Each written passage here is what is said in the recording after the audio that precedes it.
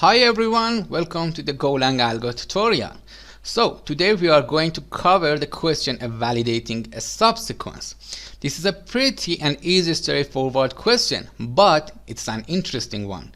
Mainly because it deals with a concept that's very popular in coding interviews, and especially in some of the harder coding interview questions that we got on the Golang Algo tutorial. And the concept is the concept of subsequence. What is a subsequence? Well, it's a concept that stands for mathematics, and here's actually read off the definition of subsequence from Wikipedia, because I think it's a pretty good definition. In a mathematics, a subsequence is a sequence that can be derived from the given sequence by deleting some or no element without changing the order of the remaining element. So, for example, if you take a look at the array I've got in front of me, here start with the 1 and ends with the 9. This is an array of integers. Actually, it's a sequence of integers. If we remove some of the integers from the sequence, for example 3, the remaining elements would be a subsequence of the original sequence. And this question gives us two arrays of integers and wants us to write a function that's gonna determine whether or not the second array is a valid subsequence of the first one. Let's go to the IDE and write this function. So we are in IDE, we write the function. Function name is a subsequence. We pass two parameters. First one is array and second one is a second array. We return a boolean. We check the second array is a subsequence of the original one or not.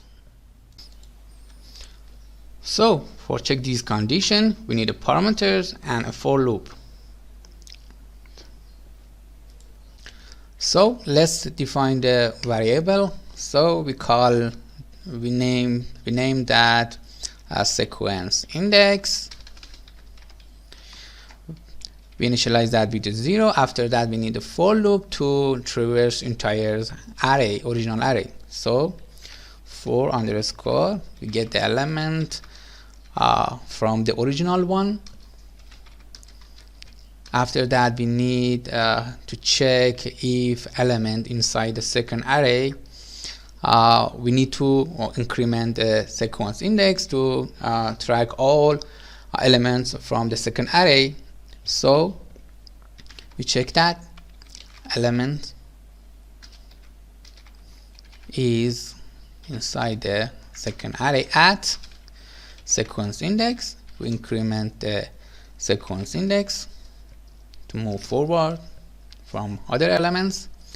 After that, we need to check if we track all elements from the second array, we break the loop. So if sequence index is equal to size of second array,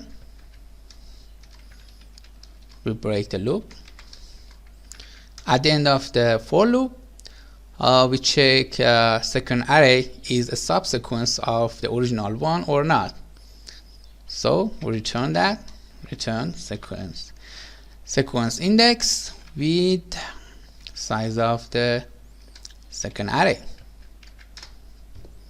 That's it. We go to the main function and run this function to check. Okay, in a main function we have two different arrays. The first one is the original one, and the second one is a subsequence of the original one. Let's pass to the function and check is the second array subsequence of the original one or not. Let's run. As you can see, we return true. So the second array is subsequence of the original one. Let's pass another element, for example 100, to the second array, and let's run again.